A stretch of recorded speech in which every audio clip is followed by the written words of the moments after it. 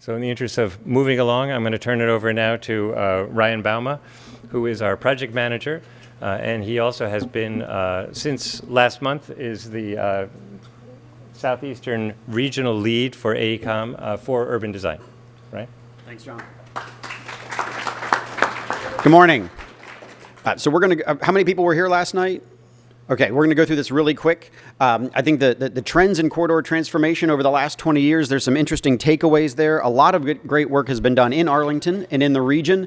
So when you take a look at similar places that have similar characteristics to Lee Highway in some way, we can, like Hyattsville or Alexandria or Falls Church, you can get a sense for how some of these things happen. And it's a little tough to read on the screen here, so we're just going to go through very quickly. If you look at West Broad Street, in Falls Church, you can derive the power of the streetscape to unify existing development with proposed development, with new development, and how an eclectic set of buildings can come to life and animate the streetscape.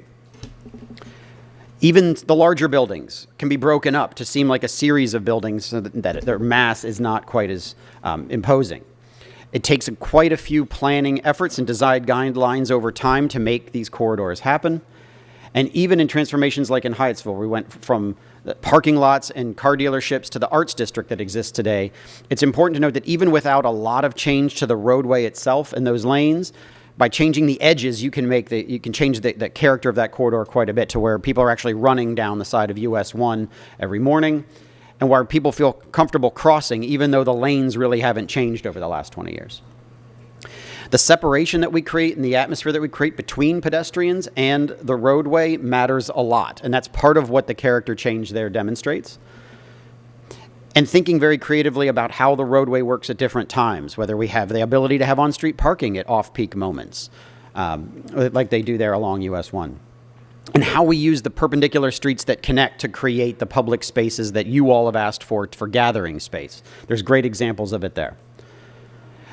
If you look into Alexandria along Route 1 near Potomac Yards, we're not really focused on the hundreds of acres of redevelopment where the rail yard was. We're thinking about what can we learn from Route 1 itself and what it means to create dedicated transit for the BRT that runs down this. It takes up a lot of space and a lot of energy, but there's some interesting example of redevelopment that can happen on either side, whether it's a fire station on the left that has workforce housing above it, or the brand new retail building that's built on a small parcel, a little scrap of land that was tough to develop.